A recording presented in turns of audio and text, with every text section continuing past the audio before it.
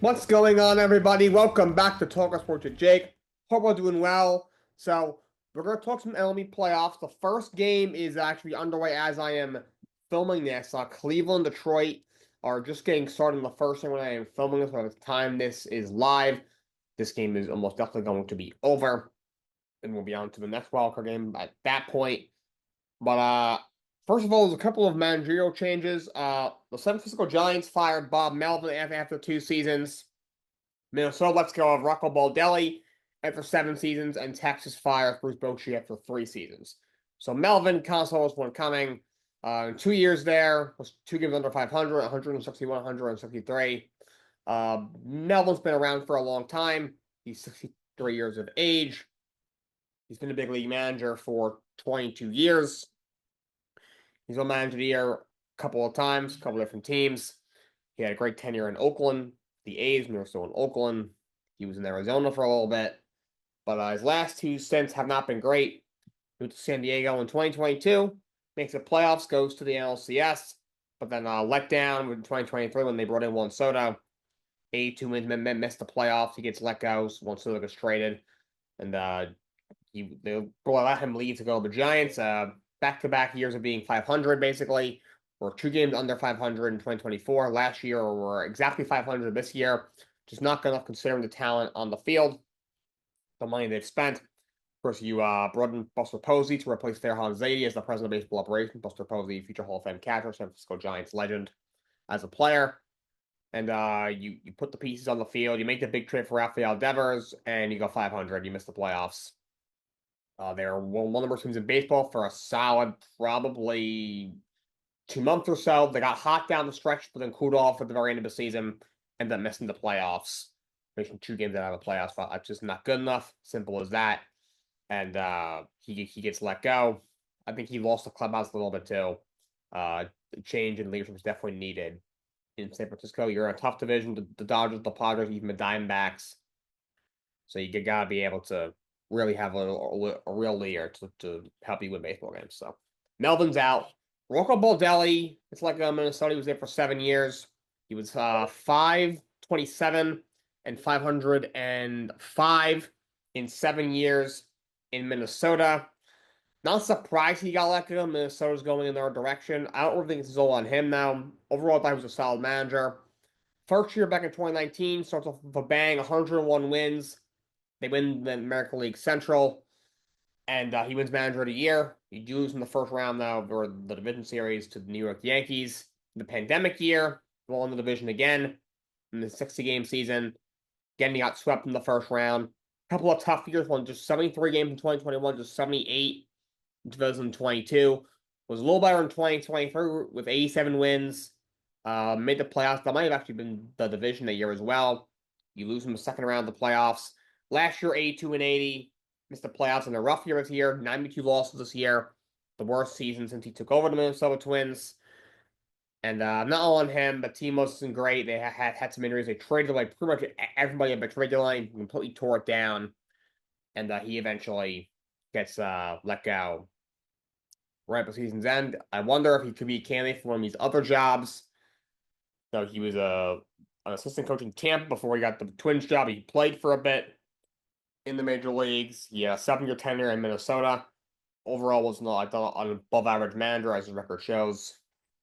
Took some mediocre Twins teams to the playoffs a couple of times, which better than a lot of other managers who ran that ball club can say. Twins have been relatively irrelevant, honestly, and pretty mediocre for a very long time now. And he is out in Minnesota as they head into probably a completely new era because very young team is probably going to have a couple of rough years ahead of them. And Bruce Bochy also gets let go in Texas. They mutually agree to part ways. They're offering him an advisor role, so he may stay in the organization, but he's out in Texas. This one surprised me. Bochy's a great manager, had a great career. He's a future Hall of Famer for sure. Might actually already be in the Hall of Fame. He's won 4 championships, 3 in San Francisco. He won with Texas only 2 years ago. Didn't miss the playoffs the last 2 years. Last year, I just vivid down here. This year, we're expected to probably make the playoffs. I picked them to go to the playoffs as a wild card this year, but maybe the high ups in Texas thought the division isn't overly powerful in American League West. This is basically the same lineup offensively that got them to the playoffs, or now we got them won on the World Series in 2023. Jacob deGrom stayed healthy this year. He pitched great, but just offensively, you kind of crumbled down the stretch. You were inconsistent all year. Maybe they thought a change was needed. Bochy is pushing 70 years old. Maybe they're like, maybe this team needs a little bit more guy who's a little more fiery. Bryce Bochy is he's a more, laid back, calmer presence in that dugout. Maybe they want somebody a little more fiery for this group, which kind of makes sense. However, he also won the World Series 2 years ago, and resume-wise, there is no one even that sniffs what you'll get with Bruce Bochy. So I was surprised, but I do see why the change was made. With that, let's get into my playoff prediction. We're going to predict the Major League Baseball playoff bracket. So let's get started. Starting in the American League, in the Wild Card Series, Cleveland Guardians host the Detroit Tigers. I have Cleveland winning in 3 games. They've won 5 of 6 against Detroit down the stretch. They're the hottest team in baseball right now. Stole the division from the Tigers in the final weeks of the season. Cleveland every year, I swear, waves some magic wand and their mediocre ball club finds a way to make the playoffs. Okay, every year you have Jose Ramirez and not a whole lot in their lineup. You don't have a ton of rotation depth, and you somehow just wiggle your way in. You find a way. They always find a way. I'm gonna take them in 3. Tanner Bibby and Gavin Williams top of that rotation. They'll get these first 2 games. Gavin Williams is currently pitching in game 1 as I'm filming this. I assume they'll get Tanner Bibby tomorrow. The bullpen's really good. Offensively, they leave a lot to be desired. I'm pretty sure I saw a stat. They have the worst on-base percentage for a playoff team in MLB history. So not great offensively. However, Jose Ramirez is a stud.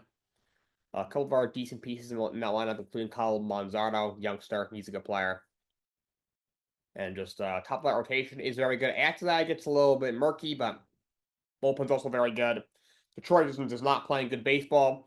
The lineup has hit well all year, but this last month has not done a good job. Rotation after Scuball was very shaky. The bullpen, which has been great all year, struggled down the stretch. I just think they're not playing good baseball at the worst time possible. Give me Cleveland to win that series in 3 games, especially having home field advantage. Yankees, Red Sox, classic rivalry. I might have mentioned this. Forget if I did. First playoff series between the two since 2018. Yankees have not won since 2013. Aaron Boone hit the walk-off home run. I really like he's now the course Yankees manager. I'm going to take Boston in 3 games. I think this could be a little bit of an upset. I know Boston does not have Lucas Giolito. He would probably start a game 2 or 3 for the Red Sox. So that's a decent loss with an injury. But having Crochet and Bale at the top of that rotation, Chapman to close games, that's a good offensive team. Yankees on paper probably a little bit more, have a little bit more names. They have a lot of power. But for whatever reason, every year they head into the playoffs with a lot of power, and it kind of never shows up. Aaron Judge has struggled in the playoffs in the past. Their rotation on paper looks really good, but Fried wasn't great in Atlanta last year in the playoffs. Rodon was not great in the playoffs last year. You have 2 youngsters in Heel and Schittler. I feel like that can go south. Aaron Boone can be a little shaky when it comes to managing his bullpen, and I think that could come back to bite him in this series. I'll take Boston to win in 3 games. So with that means that the Blue Jays will host a division rival in the Boston Red Sox. I got Toronto winning in 4 games, been the best of 5 in the division series. I just think they're a better baseball team. They're going to be rested, with the new playoff bracket the last few years. It was like a rest versus rust discussion. I think Toronto's going to benefit from having basically the week off. So I think it'll be more rested as opposed to rusted, just because Santander, who's a guy who has not had a good year, was injured for several months, comes back, kind of thrown into the fire last couple weeks of the season, last week of the season, and didn't give him a whole lot. And this kind of allows him to take a breath and really prepare himself for a distinct role down the stretch here in the postseason. But Bichette, who had a fantastic year for the Blue Jays, he's been hurt the last couple of weeks. That allows him to heal up, and they can have him hopefully for game 1 of the series, so they can have him the rest of the way in the postseason. Their pitching was getting a little taxed. Goldsman, that last game didn't pitch very well. Bullpen kind of had to help him out. This allows their bullpen to really rest. This allows, they fix the rotation down the stretch so that Shane Bieber would start game one of the series, I believe. Kevin Goldsby can take a breather. You can get this young kid you just called up who I think will be part of the rotation. So I think that's going to help them. They've been good offensively all year. Bullpen's been shaky throughout the year, but Jeff Hoffman's pitched a lot better down the stretch in September. I think Toronto wins the series. And Seattle hosts the Cleveland Guardians. I'm going to take Seattle in 4 games as well. I can even see a sweep. Seattle's playing some excellent baseball. I think game 1 they come out a little shaky. I could see them, struggling at the plate. However, they have such good starting pitching. They have really good pitching. I think it's a really good baseball team. They're playing some great baseball. The 2 hottest teams probably entire league heading into the playoffs, Seattle and Cleveland. And I think Seattle's a slightly better team. I think they're a little bit better built to have a playoff run. I think they finish off the Cleveland Guardians. All right, so it's going to be Toronto and Seattle in the LCS. I'm going to jump to the National League side of things. Now, for National League wild card, Dodgers hosting the Reds. I'm going to take the Dodgers in 3 games. The Reds are a fun team. It's cool they made the playoffs. I love to see them upset the Dodgers. I'm not sold on the Dodgers. That back end of the bullpen's been really bad down the stretch. I just don't think the Reds have enough. Young group, fun group to watch, bright future. They make the right moves in the offseason. They could be playing deep into October next year. I don't think this is the year. Dodgers still have a ton of offensive firepower. Their rotation is a lot better than it was last year, and they want to ring last year, even with basically a 2-man rotation in the playoffs. Ohtani is going to either start game 3, a do or die game, or game 1 of the division series. That's how deep their rotation is. I think they blow one game late, and the Reds steal one, but I think in the end, Dodgers do get it done in 3 games. Padres, Cubs, I'm going to take San Diego to win in 2 games. I think they complete the mini sweep and to get it done. I'm not having Cade Horton's going to hurt. You need Shoto Amanaga, who's never pitched in the playoffs, so he is a really good pitcher. And Matthew Boyd, to both pitch really, really well. That is a good team. They're solid offensively, great defensively, great bullpen. But San Diego, I think, is really, really good. They went for it at the trade deadline. They're elite offensively. They have an elite bullpen. The rotation, a little bit older. They've had some injuries. They're not great, but I think if, Yu Darvish can give them something, along with Michael King, who was nasty last year in the playoffs, he's really good. And even Dylan Cease, I think they'll have enough. And I think the Cubs will falter. And I think the Padres will get a mini sweep. Which means Milwaukee Brewers will host the San Diego Padres in the National Division Series. I think San Diego gets it done. 2 major pieces of the Brewers bullpen. Their closer Trevor Miguel and DL Hall missed time down the stretch. They got activated in game 162. Both pitched, but in kind of, I won't say garbage time. It was a close game, but still, your closer doesn't usually come in the 4th inning. That's just a fact. So if they can't really hit the ground running, it's, again, a rest versus rust thing that could help them, it could hurt them. I'm not sure. I'm going to say it's going to be on the side of hurting them a little bit. Being hurt for a few weeks, rehabbing to get back as fast as possible, pitching in 1 game, having a week off. Don't love that. And overall, that's a good offensive team. They have guys that can hurt you throughout that lineup. There isn't a whole lot of power in that lineup. I think that's how you hurt the San Diego pitching staff. That you have a guy like Mason Miller. If he throws so hard, the ball can fly to the ballpark. When you do make contact, that can be difficult because he does have insanely good stuff. And you have a lot of pitchers that rely on the fastball. Darvish, Cease. I still think it's a good matchup for Milwaukee, so I do think San Diego upsets them in the division series. And Philadelphia hosts the Dodgers. I have Philadelphia winning in 5 games. That should be a great series. I do think they're going to miss Zach Wheeler. He's one of the elite stars in the game, but so Christopher Sanchez and Ranger Suarez are both elite, had great seasons. Those guys go 3 times. You get a good start out of Jesus Luzardo. Not sold on the bullpen, but the closer, Duran, is fantastic. It's a good offensive team. They've been here before. A lot of boppers in that lineup. Experienced group. I think they get past the Dodgers. So in the American League Championship Series, it is Seattle and Toronto. I'm going to take Seattle to win in 6 games. I think their starting pitching is really going to put them over the top here. Toronto, I think, is a really good team, but, Bo Bichette coming off an injury, how will he look? Both are younger groups, for sure. But I trust I forget his name, the manager in Seattle, the intern guy last year, now is the full-time guy this year. He did a very good job. Don't trust John Schneider. I think he gets outmanaged in this series. I think Seattle moves on to the World Series. National League, Philadelphia Phillies, San Diego Padres. I'm gonna take the Phillies to win in 6 games. Again, I think not having Wheeler will hurt you more in a 7-game series than a 5-game series. I get that. But they can still roll out for Sanchez and Ranger Suarez 4 times. Jesus Luzardo chipping in. San Diego, don't think the rotation is going to hold up. Phillies are a really good team. A NLCS rematch from 2022. I think the Phillies get the best of the Padres once again, and then they move on to the World Series. And in the World Series, it's the Mariners and the Phillies. I'm gonna take Seattle in 6. I think this is Seattle's year. They're playing great baseball at the right time. I think this is a really well put together team. I think this is their year. I think by now, staff's a little bit tired out in Philadelphia. They're really going to feel the effect of not having Zach Wheeler, especially if, a guy like Trey Turner isn't contributing offensively, just coming off the injured list, the very last weekend of the season. If they're being out for a couple of weeks, that'll hurt them as well.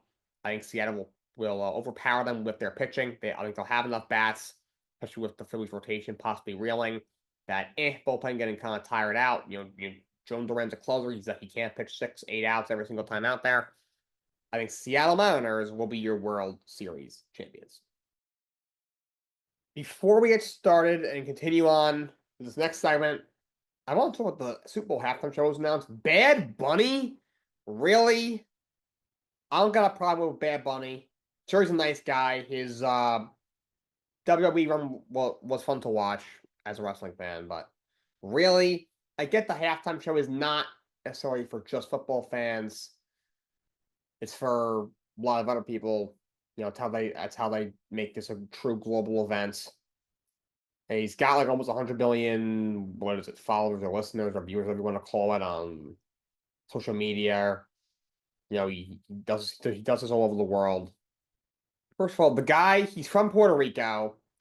He doesn't perform in the United States because of some political issues he has that are going on in the world. All of a sudden, I get it's the Super Bowl, so they're offering him a godly amount of money, but all of a sudden you just switch up. It's just very odd. And first of all, he sings in Spanish, obviously. It's gonna be hard to even understand what he's saying. And just they could have done a lot better. That's all I'm saying. I get it. I heard Taylor Swift. They offered to. She said no. Maybe she thought it'd be a little odd, because she's obviously marrying Travis Kelce. If the Chiefs aren't in the Super Bowl, or if they are, if that makes it even weirder, I don't know. There's possibly Adele doing it. She's someone who's a very popular American singer, pop singer, has a very impressive voice, but really, Bad Bunny, come on. I thought that was really lame. Anyway, moving on, do want to say congratulations to the European team for winning the Ryder Cup. Incredible last day. Americans almost came all the way back, but Europe clinches it late with Shane Lowry having that match with Russell Henley. Henley leaves that play a little short, and then Lowry pars to have the match. That's all I needed. The U.S. played so bad those first 2 days, got just punched in the mouth, and you can't play this bad against the European team. The Europeans are very, very good at this. Owned the Ryder Cup for years. A shame they came out that sluggish, especially when it was in New York at Bethpage Black. It really is a shame. But Europe wins. Final score ends up being 15-13. Of course, Europe needed 14 to win. US needed 14 and a half. But it was a lot of fun to watch, as per usual. But yeah, US made a really good effort. The only singles match they actually lost. Ludwig Abert beat Patrick Cantley, 2-1. US, and then there was a few ties, but every other match the US won. So they did a great job in the last day. If they only played a little bit of better golf, when they got to a rough start on day one, I said if they're down by more than 2.5 points, I think they're in trouble. They're down by 3, and then they just got blown out of the water in day 2, and then too big a hole to come out of. So fortunately, they do is the Ryder Cup. Next one will be in 2 years, in 2027. It will be in Limerick, Ireland. Sure, Rory McIlroy is happy about that because he got abused at the Ryder Cup. And I believe that'll be in front of his. Well, actually, I don't think he's from Ireland. I'm thinking of Shane Lowry, but he definitely won't hear it. Obviously, as much as he would in the States, obviously, because he'll be in front of he'll be the hometown hero this time around. But to finish off, got some football and stuff to talk about. So let's talk about Monday Night Football. Dolphins beat the Jets 27-21. They got their first win of the season. A-Chain run for 99 yards and a touchdown in the win. The dude's Tyreek Hill for the season. He dislocated his knee. Really nasty injury. He was tackled out of bounds early on in the game. His leg was almost twisted, like it almost looked like another body part. It was really, really rough to watch. But unfortunately, he's out for season. So tough loss for the Miami Dolphins. They do pick up the win. The Jets, they're 0-4. They suck. They are so bad. I want to be patient with Aaron Glenn. You know, he talks about what he says he wants to do. If he puts that into motion, I like what he's preaching. You know, Dan Campbell's, I feel like he's kind of the same path as Dan Campbell. He's trying to get guys to buy into a kind of like a unique style of football that isn't played very much anymore. It's worked for the Lions, and it did take a while for Dan Campbell. They were 4-17-1 the first year and a half or so. So maybe it's going to take time. But just it's just the same undisciplined issues you had on the Robert Saleh you've had for years. Same mental mistakes. You know, you can't stop anybody right now. Defense shouldn't be this bad, and it is really concerning. This team is very, very bad. Field hasn't played horrible, but they look very, very bad. And the Broncos beat the Bengals 28-3. Bonus throws for 326 yards and 2 touchdowns, 101 yards on the ground. For J.K. Dobbins, Courtland Sutton, 81 yards and a touchdown. Denver improves to 2-2. Bengals dropped their second straight. They have been outscored 76-13 in these last 2 games since losing Joe Burrow. Something's got to give for Cincinnati. They have a couple options here. They can trade for a quarterback, or that's Jameis Winston, just have him heave the ball deep to Jason Higgins every play, which doesn't seem like the worst idea in the world, honestly. Maybe Russell Wilson with the Giants, Kirk Cousins in Atlanta. Trade for one of these veteran quarterbacks that aren't that great, but are certainly better than Jake Browning, who sucks. He is terrible, that dude. He is awful. Or you run this thing out with Jake Browning and the entire coaching staff gets fired. Because Zach Taylor, he's not that good of a coach. He simply is not. He locked into an elite situation. He's not that good of a coach. I think people have been saying this for a couple of years now. Because they just look horrid. I get it. That's not a very well put together football team. You paid Burrow and the receivers so much money. They're worth the money, but now you have no money to pay the offensive line, hence why that line is so bad, and Burrow keeps getting hurt. That defense is absolutely horrible. One of the worst in the entire league. It's no better than it was last year, and last year was arguably the worst in the league. It's terrible. It's a bad team, and when Jake Browning came to the quarterback, I was like, all right, if he plays some serviceable football, which he kind of did a couple of years ago, and Burrow broke his wrist, they could be still alive by the time Joe Burrow comes back, maybe that last month or so of the season. And if Burrow can go out there and beat Joe Burrow, this team might be able to sneak into the playoffs. And if this team gets in, because of how good that offense is, they might have a chance. But now they're looking at, it's like, can you win another game? Like, you might be able to beat the Browns, but even beating the Pittsburgh Steelers, I don't think are that great of a football team. Seems challenging. But Broncos win 28-3 on Monday Night Football. Also, let's stop the Monday Night Football doubleheader. No one wants to either, one, do what you did a week or two ago, have a second game start after the first game. So the first game starts at 7 instead of 8:15 or something. And so that second game doesn't start till 10, it ends at 1 o'clock in the morning. Or you play them simultaneously and you can't watch them both. For example, I'm a Jets fan, I was watching Jets Dolphins. I didn't put on Denver and the Bengals because I was like 20-3. Yeah, this blows. I ain't watching that. I have no dog in the fight, but if I wanted to, by the time I put that game on, that game will be almost over. So like, no point. Stop doing it. Stick to the one game. Game ends at you started at 8:15. Game ends at 11 o'clock. Let me watch. Insert one of the 97 shows on Netflix before someone, not me, just anybody goes to bed and gets ready for work the next day. Like, end this experiment. My first NFL power rankings of the season. We're about a quarter of the way through a year, a month in. So let's do it. We're going to go from 32 up. At number 32, I have the Tennessee Titans. The Titans are beyond horrible. There are a lot of bad football teams. Most of them have at least been competitive for the most part. Titans have not. They have not looked really competitive at all. The most competitive they've looked was when they played the Denver Broncos in week 1. And that was more Denver not really playing that well. They were just less bad, I guess. They did not play well at all in that game. And the Titans still lost, and they still looked horrible. I don't even blame Cam Moore. The kid's a rookie. I'm not that high on him. I've never thought this guy was a true leader, and the Titans have like all out of whack. They're dropping passes like crazy. The offensive line is terrible. The defense is pretty good, but it's not elite. And Brian Kelly, that guy is a joke. I don't know how they hired that guy. He is pathetic. They're not even competitive out there. Week 1 or week 2, I think it was week 1. He didn't know the catch rule. He's getting into it with reporters after the game. It's just embarrassing, honestly. How bad the Titans have been. To me, they're the worst team in football. At 31, I have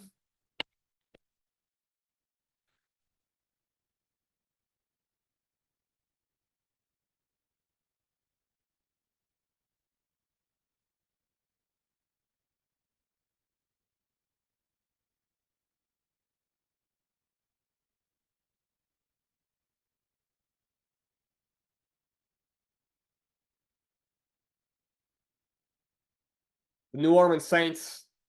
We all knew they would be this bad. They were pretty unanimous pick for being the worst team in football this year, and ended with the first pick. I had them at a 31 right now. They've been bad. Spencer Rattler hasn't played terrible, but he should not be a starter in the league. They just have a terrible team. They just have a horrible roster, and they're bad. It's just simple as that. There's nothing about the roster that inspires any confidence besides Chris Olave, who we all know is probably going to miss time at some point with some injuries. At 30, I have the New York Jets. They're so bad. Justin Fields hasn't played terrible. He didn't look good against the Bills, but played well against Pittsburgh. He played well against Miami. He didn't play in week 3 against Tampa. But the running game overall left a lot to be desired. It's been a bit of a surprise. It looked better this past week, yesterday. Looked good against the Steelers. The other 2 games was basically non-existent.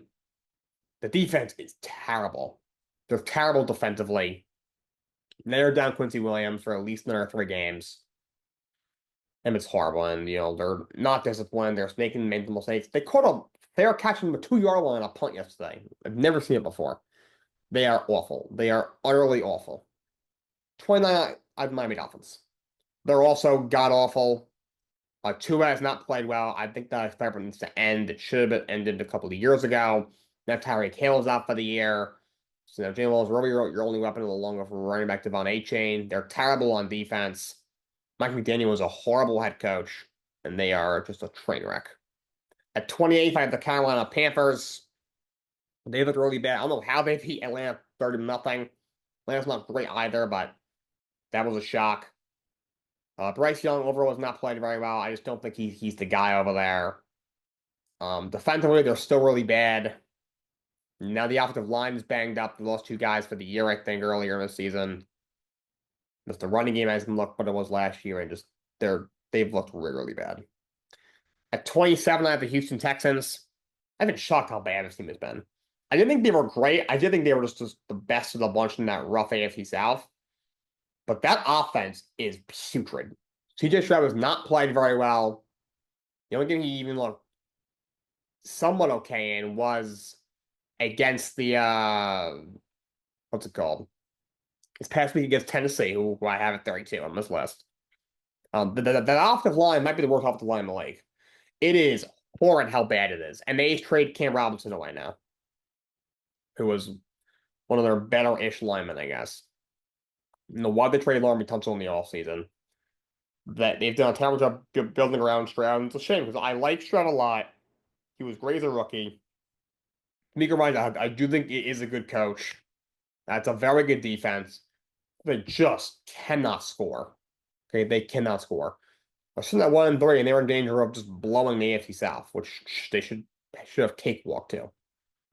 At 26 out of the New York Giants, a little bit of a confidence booster possibly. Beat Machado Jackson Dart's first start. But still now you lose Malik Neighbors for your star receiver. The receiving core is now really bad. Cam Scannabo is a fun player. Good young running back. But defensively, they've looked okay. Certain games they've looked very good. Certain games they've looked really bad. I still don't think it's a very well coached team. The offensive line is still a concern. One game, defense steps up. Dart doesn't do anything terrible. However, I'm not sure how it's going to go the rest of the way. They get the Saints this week, which is an easy match. Matchups, two bad teams, but after that, it's a rough time. Get Philadelphia twice, Denver and Denver. Yeah, you got some tough ones on that schedule. At 25 out of Cincinnati Bengals, they are 2-2, but this team is horrible. Without Joe Burrow, they have nothing. Jake Browning has been horrible. The offensive line is terrible.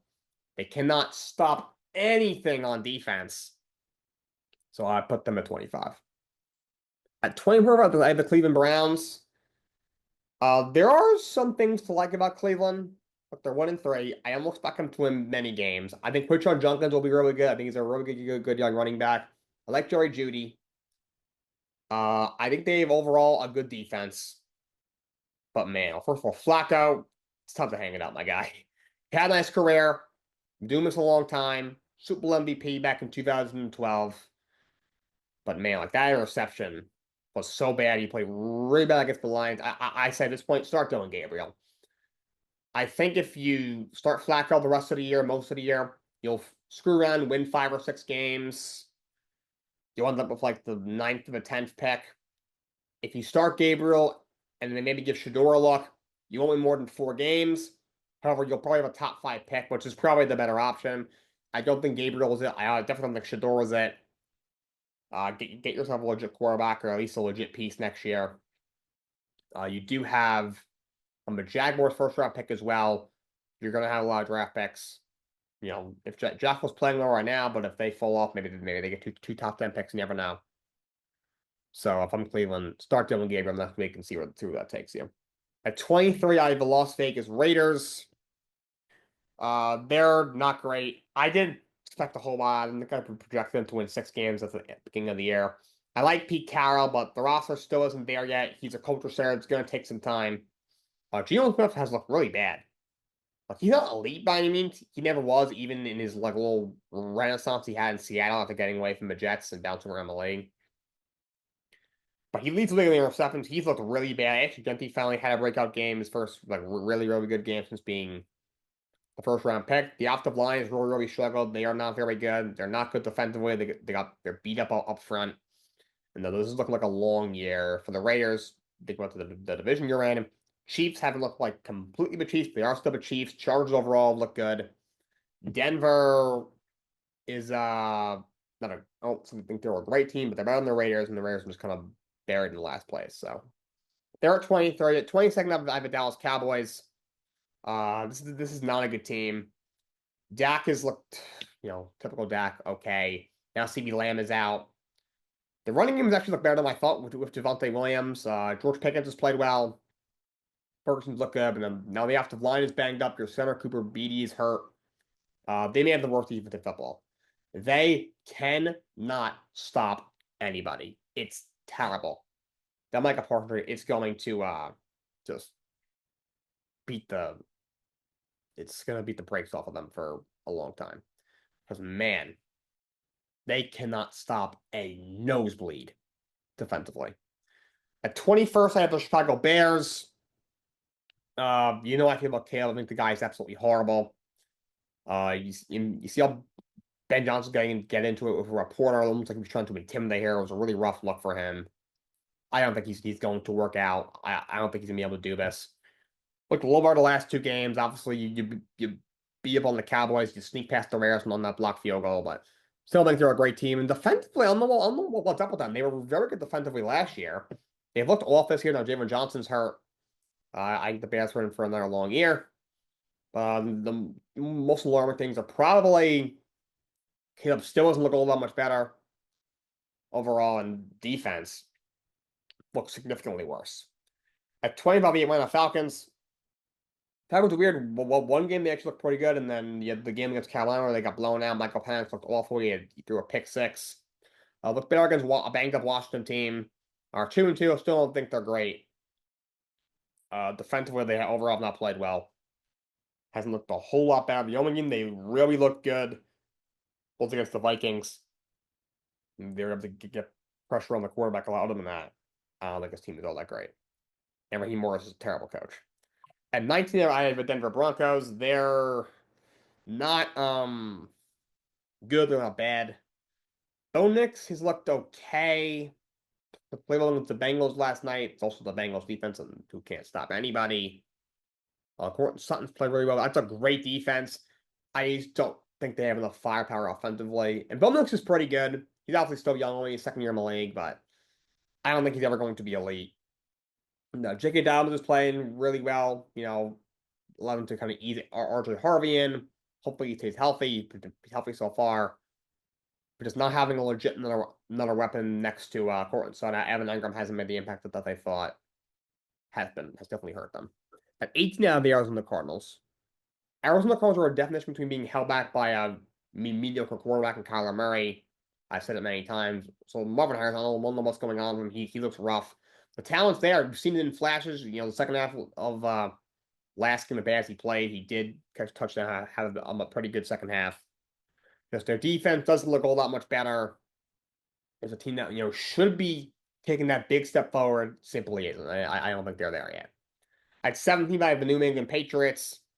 First two games, their secondary looked really bad. Obviously, you didn't have Christian Gonzalez, your pro corner. You get him back. The plus is Drake May has looked really good. I think the guys are starting to buy into Mike Vrabel. They're at 2-2, so they've been a mixed bag so far. See the rest of the season brings. They're at 17 right now. At 16, I have the Washington Commanders. They dealt with injuries. No Jaden Daniels the last two games. Terry McLaurin didn't play last game. He's got some sort of core muscle injury. I'm not sure how much time he's going to miss. The shame is he's a great receiver. Obviously got that big contract. Didn't play super well. Didn't produce, and now he's hurt. But that's still a good team. Jaden Daniels is obviously a stud. That's a very good team, but they're sitting at 2-2. At 15, the Minnesota Vikings.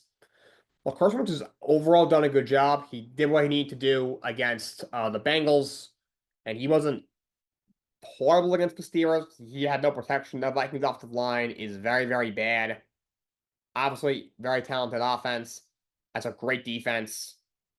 But they may have picked the wrong quarterback, McCarthy, and letting him go. Donald Sam's played well in Seattle. But overall, they're 2-2. I had them at 15. At 14, you have the Pittsburgh Steelers. I don't think this is a great team. Rodgers hasn't played great overall besides the Jets game. But they're 3-1. They're 3-1. DK Metcalf has played well. I don't think they're great defensively. That the running game is not been good overall. But they're finding ways to win games. You've had a relatively easy schedule so far. You've taken advantage of. You're sitting at 3-1. At 13, I have the Seattle Seahawks. Playing well right now. They're 3-1. Sam Darnold's played well. They run the football pretty well. Zach Charbonnet looks great. They've been pretty good defensively. Overall, they're a solid team. I like what Mike McDonald's done since getting there. They're at 13. 12, they have a Jacksonville Jaguars. They've been a pleasant surprise. I did not expect a whole lot of them out of this year. But Liam Collins looked good. I think he's done a good job so far. Trevor Lawrence, still worried about him. I don't think he's looked great, but they've ran the ball a lot better than I thought. Trevor Etienne has played very well. They're 3-1 despite, Lawrence not really, he hasn't looked elite by any means. Brian Thomas Jr. has been a ghost. Travis Hunter hasn't looked great. But defensively, they've been a little better than we all thought they were going to be. And they found a way to win games, and they're at 3-1. At 11, I have the Baltimore Ravens. Now, they are 1-3. You can argue that this is violently too high, but I still believe in them. I don't think Lamar's going to miss a lot of time with the hamstring injury. I do think he'll be fine. Henry is Henry. That offense is still really good. Their defense has been horrible so far. I don't know what's going on. They're getting lit up defensively. So that's got to change. I picked them to win the Super Bowl this year. I wouldn't say I feel great about that pick right now, but I'm not going to change it right now. I do believe they'll be okay. The division isn't great. The Bengals are lost. The Browns aren't very good. Pittsburgh's just okay. I really think they'll be okay. And they're a team, if they get in, they'll have a shot, and I do think they will. They get Houston this week. If they lose to the Texans, now they have a whole other conversation, especially if it looks bad. But I'm not giving up on them yet. I still think they're a great team. I think they're off to a bad start, and they're just, they had a rough schedule out of the gate. They're struggling defensively. But I have not said the top 10 obviously for a reason. Top 10, 10 out of the Indianapolis Colts. They played really good football. They're at 3-1. The unders overall has played very well. Wasn't great this past week against the Rams, but the overall has played really well. Obviously, a lot better than what he looked for years with the Giants. Jonathan Taylor has been on a mission this year. They played good defense, and they're having a bounce back year so far. Right now, 3-1 in first place in their division. 9, the Kansas City Chiefs. Started out rough. The overall haven't looked great. The running game hasn't looked good. You still don't have Rashee Rice. You just got Xavier Worthy back. However, defense has played pretty well. You're starting to look better. That Giants game overall, they didn't look great with more of the Giants playing really bad, but second half definitely looked a lot better. You play well against the Ravens, who are a good team on paper. But I think they're starting to put it together. They'll have Mahomes and Mahomes, Andy Reid, Travis Kelce. I think they'll be fine. At 8, the 49ers. I think they've done a good job overall. They're at 3-1. Tough loss to Jacksonville this week, but you've dealt with a lot of injuries. Purdy missed 2 games. You just got him back. You've not seen that. You get Kittle is hurt. McCaffrey seems like he gets hurt in practice every week. Nick Bosa's done for the year. Ricky Pearsall might be hurt. Purdy might have gotten hurt again. So you've dealt with a lot of injuries already this year, and you're 3-1. Considering how many injuries you've had, what happened in the offseason, I think things could be a lot worse. At 7, I've lost on him with Chargers. Rough loss to the Giants this past week. Herbert does not play well, but overall, he's been playing his best football so far. He's a really good quarterback. That's a really good team. They've run the football well. That defense has looked absolutely outstanding so far this year. I still believe in Jim Harbaugh and company. It's only 1 loss. They're still at 3-1. At 6, I have Los Angeles Rams. This is a really good team. Stafford's played great. That's a really good team. Devontae Adams has been contributing. Puka Nacua is a stud. Decent defensively. And the Rams, they're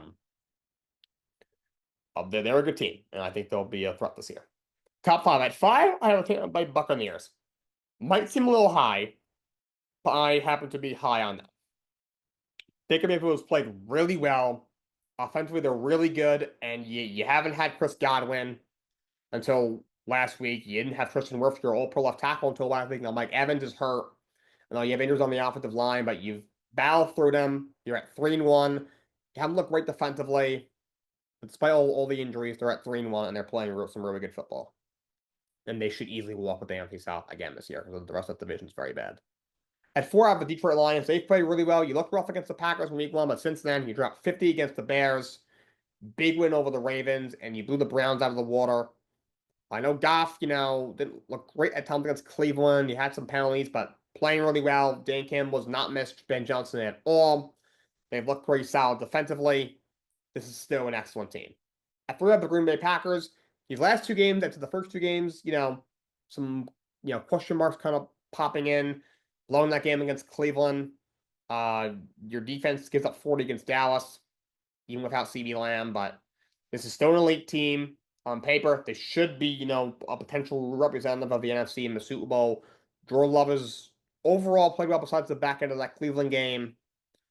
They offensively look great. Overall, the defenses look great, and Parsons has played well. Sack numbers maybe aren't quite there, but he's still been very impactful. This is a great team. Heading into the bye, you're at 3-1, could be a lot worse. At 2, I have the Philadelphia Eagles. They're at 4 now. The passing game still look a little bit limited at times of Hurts, but he's still finding a way to win games. Saquon's been Saquon. Obviously, this is a great team. They've looked pretty good defensively. They haven't looked super overpowered like they were last year, but they're 4 now. They're playing well overall. And could be obviously a lot worse. right now, the best team in the NFL is the Buffalo Bills. Buffalo Bills are 4-0. They're rolling right now. Josh Allen is playing outstanding football. James Cook is having probably the best year of his career. Defense looks good. Buffalo Bills are rolling right now. I'm going to stop there. That's all we got for you guys today. Till next time, so long. Have a great day.